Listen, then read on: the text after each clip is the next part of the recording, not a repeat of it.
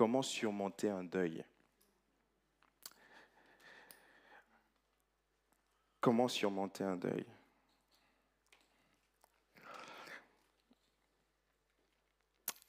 La mort est un sujet très sensible. Si vous avez déjà vécu la perte d'un être cher, vous savez que c'est un sujet très sensible. C'est un moment où on ne sait pas quoi dire. Il n'y a aucune bonne formule. C'est un moment où tout s'arrête. Quand il y a des attentats, quand il y a des morts, on s'arrête. Qu'on soit croyant ou pas, on s'arrête. La mort vient défier notre existence. Malgré tous les progrès qu'on peut faire en tant qu'humain, on n'arrive pas à vaincre la mort. Il y a 3 raisons pour lesquelles on ne pense pas à la mort. La première raison, c'est l'insouciance. L'insouciance.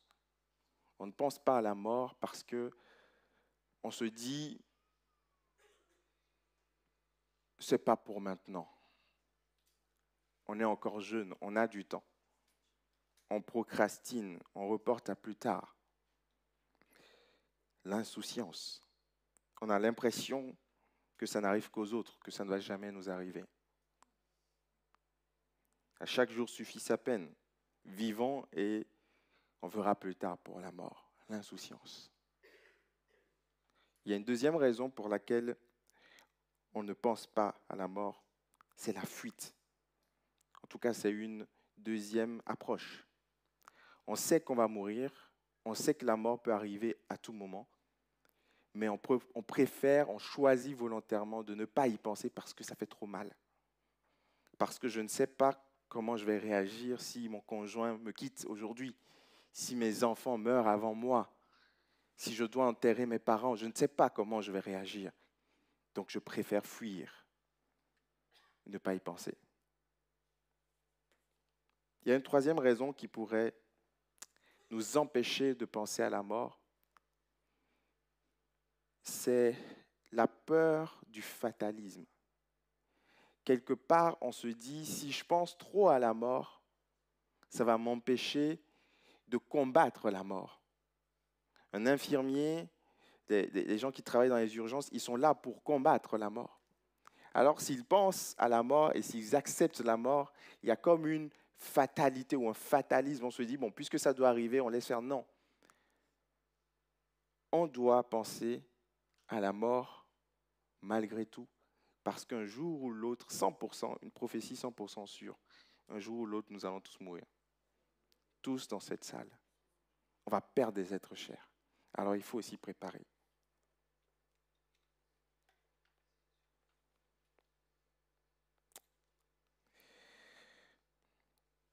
Psaume 90, verset 12.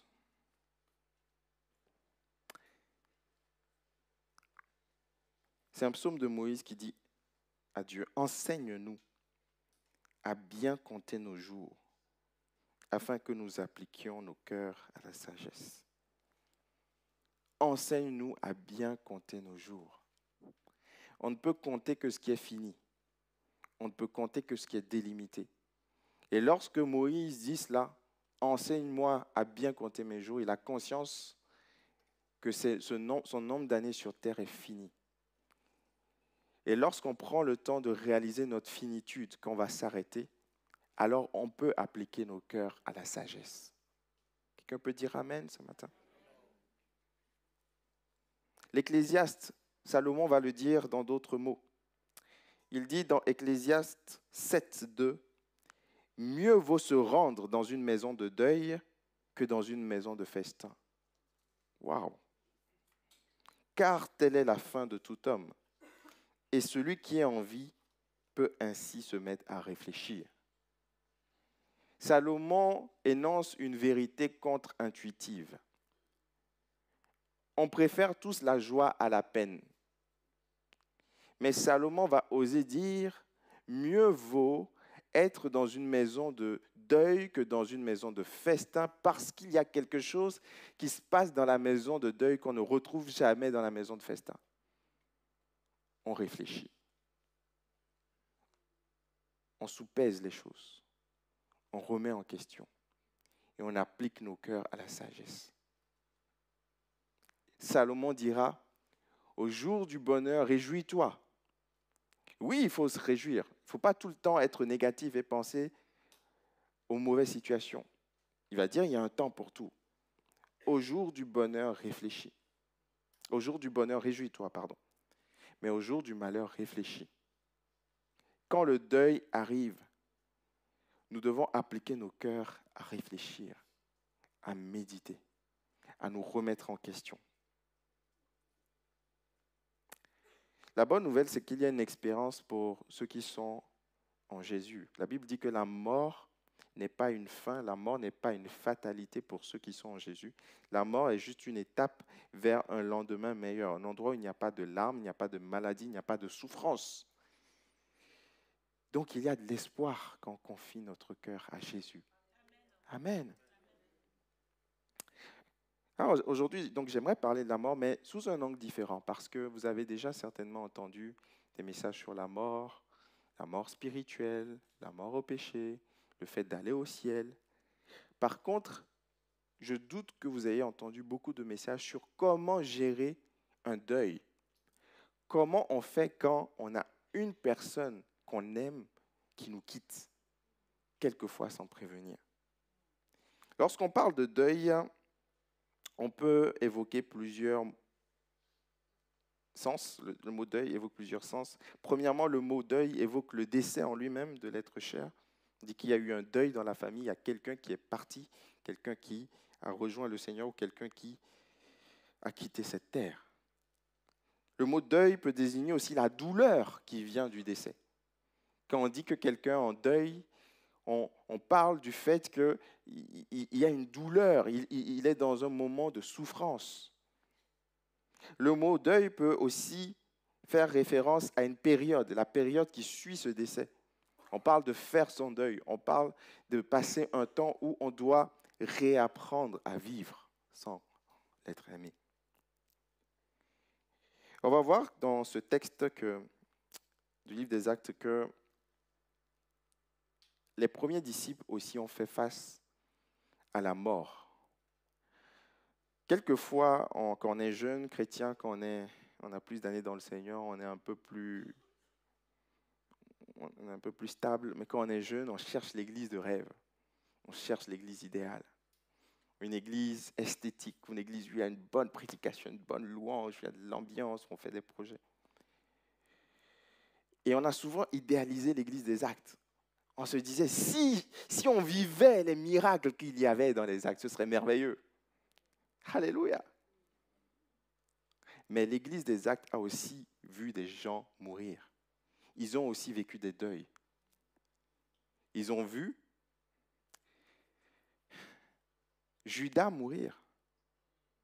Ils ont vu Ananias et Saphira mourir. Ils ont vu Eutychus mourir. Heureusement, il a été ressuscité, mais il est mort après aussi.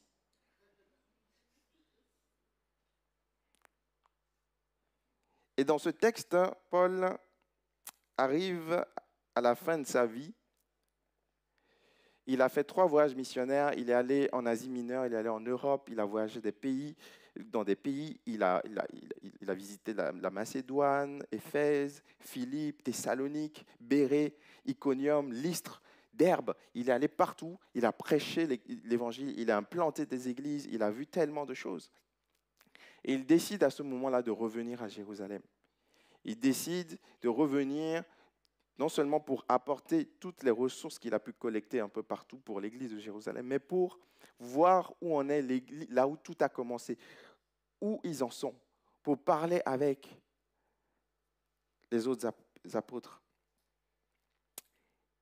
Actes chapitre 19, verset 10, c'est Luc qui raconte, Luc qui accompagne Paul. Il dit ceci, Luc dit, « Nous étions là depuis plusieurs jours lorsqu'un prophète du nom d'Agabus est descendu de Judée et il est venu nous trouver. Il y a des prophètes dans le Nouveau Testament, des prophètes authentiques. Le ministère prophétique n'est pas révolu. Il a pris la ceinture de Paul, s'est attaché les mains et les pieds et a dit, « Voici ce que déclare le Saint-Esprit. L'homme à qui appartient cette ceinture, les Juifs l'attacheront de la même manière à Jérusalem et le livreront entre les mains des non-Juifs. » En entendant cela, nous-mêmes et les croyants de Césarée, nous avons supplié Paul de ne pas monter à Jérusalem. Dites avec moi, nous avons supplié Paul. Ne va pas là-bas. Tu risques d'être emprisonné, peut-être de mourir. Il a alors répondu, que faites-vous là à pleurer et à me briser le cœur? Je suis non seulement prêt à être emprisonné, mais encore à mourir à Jérusalem pour le nom du Seigneur Jésus. Waouh! Comme il ne se laissait pas persuader, nous n'avons pas insisté et nous avons dit que la volonté du Seigneur soit faite. Amen. Il y a une psychologue suisse qui s'appelle Elisabeth Kübler-Ross qui a, pour la première fois, théorisé les étapes du deuil. Son objet d'étude, c'était de trouver à peu près les mécanismes qui reviennent une fois qu'on a perdu un être cher. Et elle décrit toujours les 2 premières étapes, c'est toujours qu'on apprend la nouvelle, il y a toujours un choc et un déni. Quand on nous dit on nous annonce que notre frère, notre cousin, notre père, notre mère, notre enfant, quand on apprend la nouvelle, il y a un choc. En fait, on sait tous théoriquement qu'on va mourir. Mais à chaque fois qu'on apprend la nouvelle, il y a un choc. Et il y a un déni, on ne l'accepte pas au début. On n'accepte pas ça. On n'accepte pas que cette personne qu'on a aimée, qu'on a côtoyée, qu'on a peut-être vu grandir, qui était avec nous quelquefois peut-être la semaine passée, qui était peut-être en bonne santé, parte comme ça brutalement, on ne l'accepte pas. Les disciples, quand ils ont appris que Paul pouvait mourir, ils ont dit non, n'y va pas. Les mêmes mécanismes qui sont décrits se vérifient dans la Bible. Ils ont dit non, tu n'iras pas. Pierre, quand il a appris que Jésus devait mourir, il a dit non, tu n'iras pas. On refuse, on n'accepte pas cela. Les étapes 3 et 4, c'est souvent la colère et la tristesse. Quand on réalise finalement que c'est vrai, quand on s'est pincé 10 000 fois, on voit qu'on ne rêve pas ou que ce n'est pas un cauchemar. On est en colère. On est en colère. On ne sait pas vers qui diriger la colère. On est en colère contre le médecin qui n'a pas su faire ce qu'il faut. On est en colère contre nous-mêmes, peut-être parce qu'on se dit qu'on a une part de responsabilité. Si seulement je ne l'avais pas envoyé acheter du pain. On est en colère. On se culpabilise parfois. On est triste. Des fois, on est en colère contre Dieu aussi. On ne sait pas vers qui se tourner la colère. Vers le diable, vers Dieu. On est en colère. Et c'est normal. C'est normal. Verset 12, ils disent, en entendant cela, Luc, qui était un compagnon de Paul, il dit, nous-mêmes et les croyants de Césarée, on a supplié Paul de ne pas monter à Jérusalem. Il a dit, que faites-vous à pleurer, à me briser le cœur? Ça veut dire qu'ils étaient en train de pleurer. Il dit, non, Paul, tu ne peux pas faire ça. Tu risques de partir, on va te perdre. Tu es important pour l'Église. Tu dois rester avec nous. Ils devaient être en train de pleurer, en train de déchirer leurs vêtements. Ils devaient avoir des cris. Non, Paul, s'il te plaît, ne fais pas ça.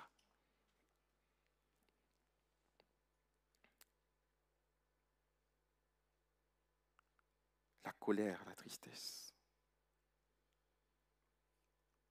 Que faites-vous là à pleurer, à me briser le cœur? Quelquefois, on doit se résoudre que c'est Dieu qui annonce le début et la fin du match.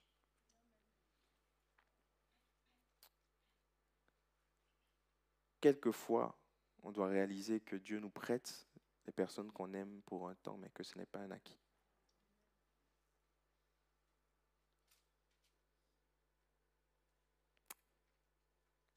Quand on réalise qu'on ne peut plus rien faire, on se résigne. On accepte. Paul, bien qu'émotionnellement touché par les pleurs de ses amis, reste ferme dans sa conviction que suivre la volonté de Dieu est primordial, même si cela signifie faire face à la mort.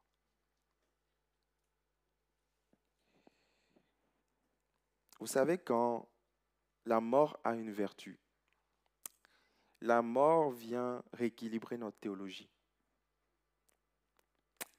La mort vient nous montrer qu'il n'y a personne au niveau de Dieu.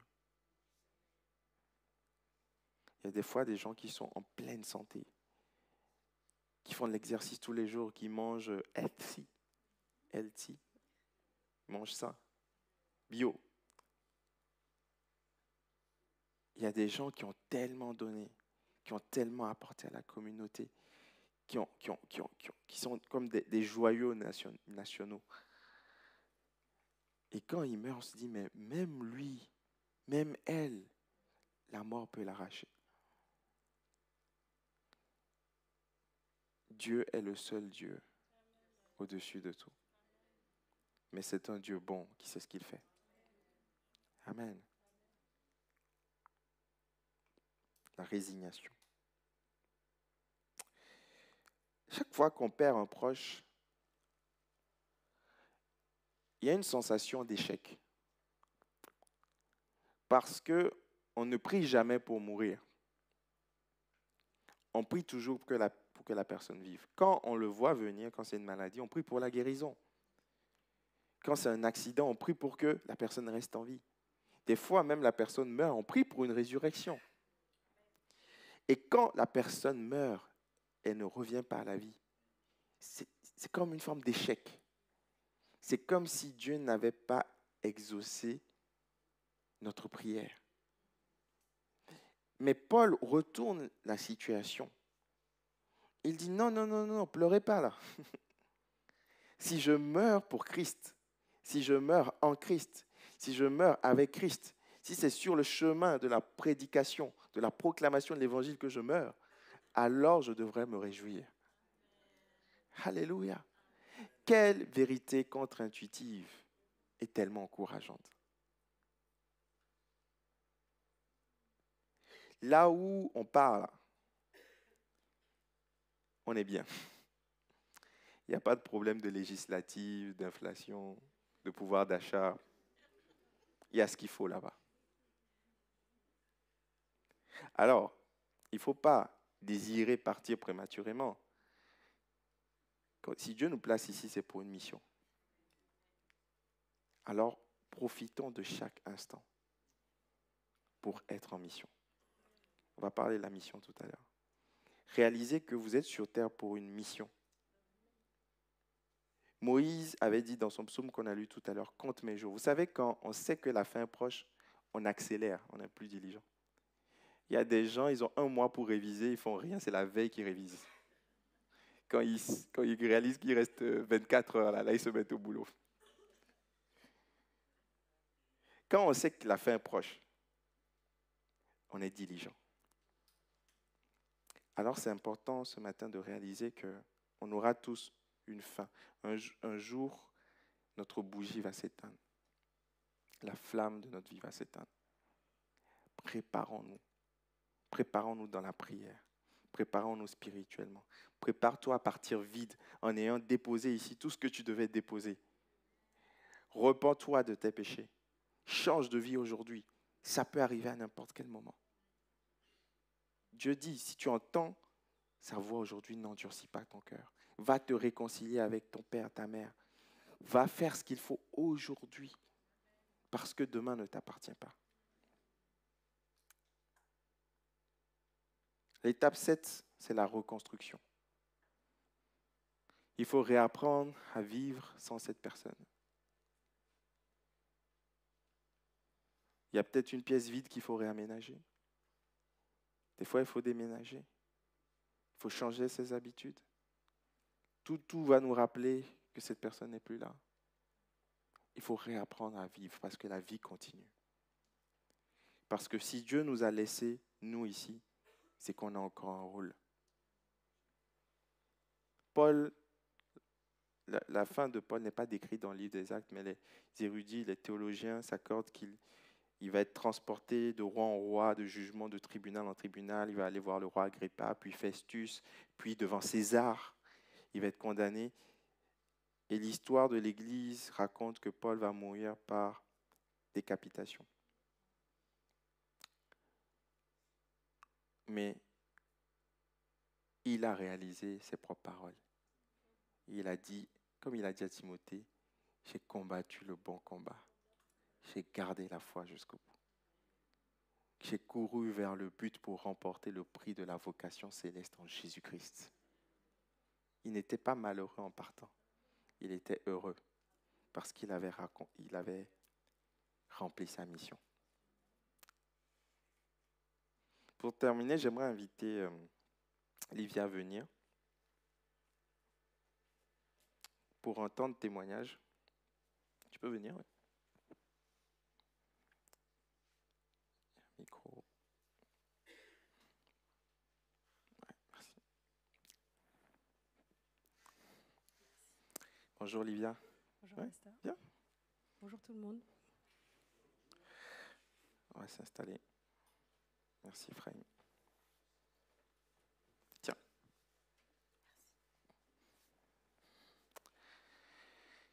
Est-ce que tu peux te présenter brièvement ce que tu fais dans la vie, depuis combien de temps tu es à l'église, ce que tu fais à l'église? Alors, je m'appelle Livia, j'ai 34 ans, je suis enseignante en école primaire et je suis à l'église Montparnasse depuis septembre 2024. Ok, et à EPM depuis un peu plus longtemps. Et à EPM depuis septembre 2019. Ok. Il y a 1 an et demi, ta vie a basculé. Est-ce que tu peux nous raconter un tout petit peu? Ouais. Il y a 1 an et demi, en effet, plus précisément, c'était le 26 mars 2024. Ma vie a basculé parce que j'ai perdu mon petit frère. 2023? 2023, pardon. 2023. Ouais. J'ai perdu mon petit frère, donc à l'âge de 27 ans, dans des circonstances dramatiques. Pour expliquer rapidement, on vivait en colocation et il était à la recherche d'un emploi, d'un appartement avec sa copine. Et juste avant, il avait trouvé un CDI. Et juste avant le début de son CDI, il avait décidé de partir en vacances pour l'anniversaire de sa copine, parce qu'elle fêtait ses 25 ans. Et donc ils sont partis sur l'île de Malte pour 3 jours. Et donc j'étais là avec lui la veille de son départ. Je l'avais aidé à emballer son cadeau. On s'est dit au revoir. Le lendemain, il était parti, il m'a laissé un petit mot. Il me donnait des informations. Et à la fin, il avait écrit « Merci pour tout » avec un petit cœur. Et donc, du coup, il est parti pour 3 jours. Il devait rentrer le lundi. Et donc, j'avais des nouvelles de lui les premiers jours. Et le dimanche soir, j'avais passé ma journée, une journée tranquille. J'avais été au culte. Je suis rentrée à la maison. Et je reçois un appel d'un numéro que je ne connaissais pas. Et donc je réponds et il s'agit de sa copine. Et elle a une voix paniquée et directement je comprends qu'il s'est passé quelque chose de grave. Elle me demande si je peux m'asseoir. Et là tout de suite je comprends. Elle m'annonce qu'ils étaient partis en mer ils avaient fait du jet ski et à un moment le jet ski a basculé. Ils sont tombés à l'eau et donc on les a récupérés, sauf que mon frère à ce moment-là était déjà inconscient et qu'ils n'avaient pas réussi à le réanimer, donc qu'il était décédé. Et là l'état de choc, comme tu en as parlé. État de choc, tellement, je suis tellement en état de choc en fait que je crie, je pleure, et c'est ma voisine du dessus qui descend et qui prend le relais, qui la prend au téléphone, qui lui pose les questions. Je suis dans un état vraiment second. Et donc là, voilà, je reprends mes esprits, il faut prévenir la famille. Donc je préviens mes frères et sœurs en premier parce que je ne voulais pas annoncer la nouvelle à mes parents au téléphone. Donc voilà, avec mes frères et sœurs de Paris, on retourne sur Reims d'où je viens. Et là, on annonce la terrible nouvelle à mon père. Et le lendemain matin, je prends l'avion avec ma tante pour la Corse où habite ma belle-mère, donc la maman de mon frère Michel. Et là aussi, on lui annonce la nouvelle. Donc en fait, sur toute cette période, j'étais en fait dans vraiment un état second. J'étais vraiment en mode autopilote parce qu'il y avait des choses à faire, mais sur le moment, j'avais pas pris le temps de réaliser en fait la peine que j'avais à l'intérieur de moi. Oui. Ok. Qu'est-ce qui t'a aidé à tenir le coup? C'était très dur. C'est vrai que la question que je me posais souvent, c'était pourquoi lui, pourquoi là, pourquoi si jeune, pourquoi dans ces circonstances. C'était là, en plus, c'était vraiment le pourquoi ma question. Et je me suis rendu compte très vite que j'aurais pas de réponse à ce pourquoi. Mais je me suis rendu compte en fait que tout au long de cette période, tout au long de ce processus en fait, Dieu m'a montré qu'il était présent avec nous dans dans tout le processus de deuil par des petites choses. J'étais pas en colère. En fait, j'étais pas en colère vraiment contre Dieu. J'étais même en colère contre moi-même, parce que dans ma famille, on est seulement 2 à être chrétiennes. Et du coup, à ce moment-là, on réfléchit pas trop. Et moi, avant, de temps en temps, j'avais des pressentiments, je me disais, bon, peut-être qu'il va se passer. Et donc, du coup, là, j'avais vraiment rien, je m'attendais pas du tout à ce que ça arrive. Et c'était si violent, c'était vraiment un choc, en fait, que voilà, je me sentais coupable, un peu de pas... je me disais, voilà, on aurait pu éviter ça. Et aussi, en dehors du pourquoi, je me posais la question, surtout, est-ce qu'il est sauvé? Parce qu'il n'était pas chrétien, même s'il il croyait en Dieu, il n'avait pas vraiment fait ce choix d'avancer avec Jésus comme sauveur et Seigneur. Et donc, ce qui m'a aidée, c'est tout au long de ce parcours, il y avait vraiment des petites choses dans lesquelles Dieu m'a montré qu'il était présent.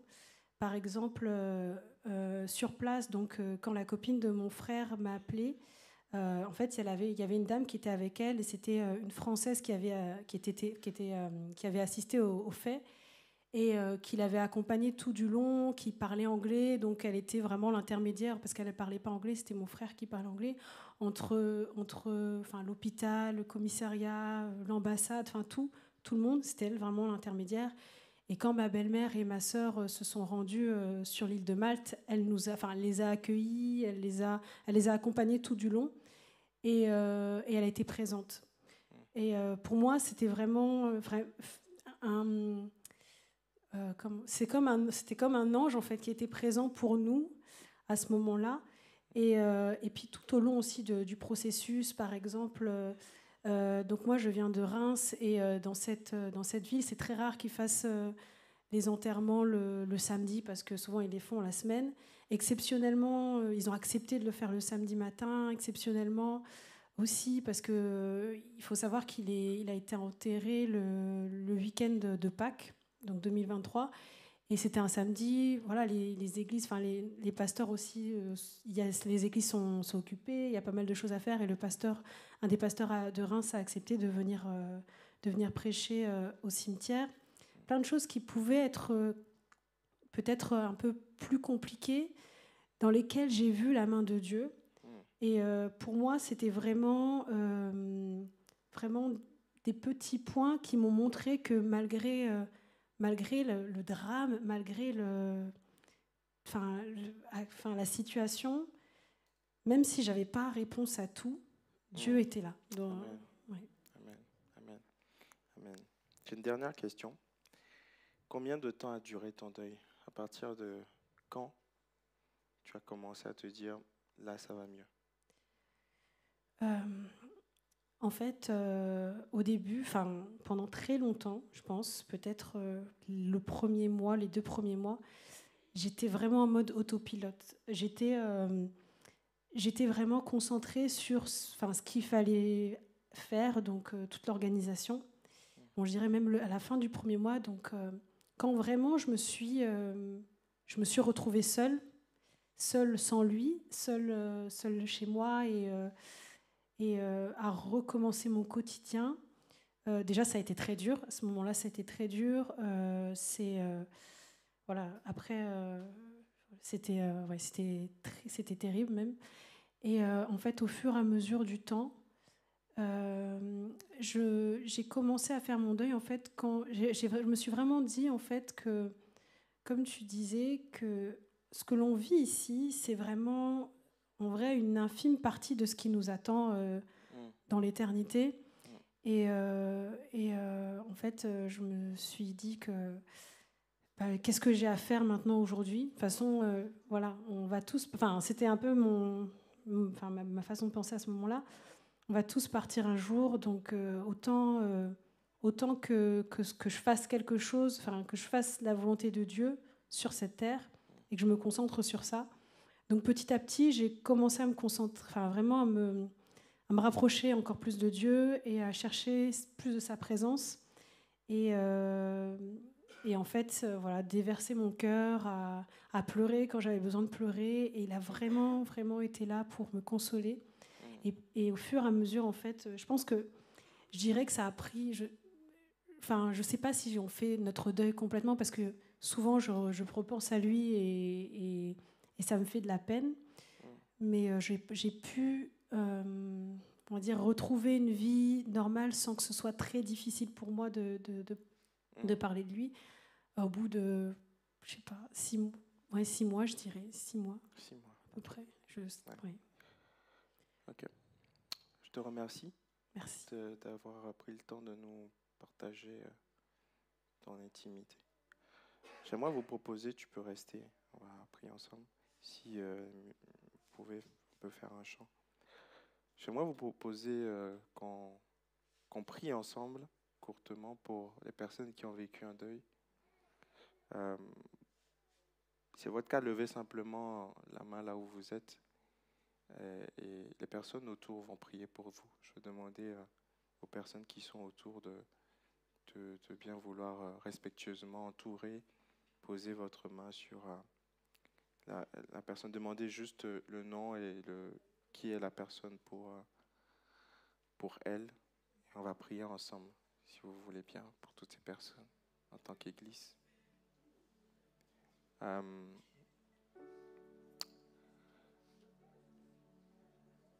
Il y a un temps de deuil nécessaire. Il y a un temps où il faut pleurer. La Bible dit pleurer avec ceux qui pleurent. Il n'a pas dit prier avec ceux qui pleurent. Et il y a des moments où il faut juste se taire et pleurer. Mais on peut aussi prier pour que Dieu nous donne la force. Que Dieu nous donne la force. La force. On va prier pour nos bien-aimés.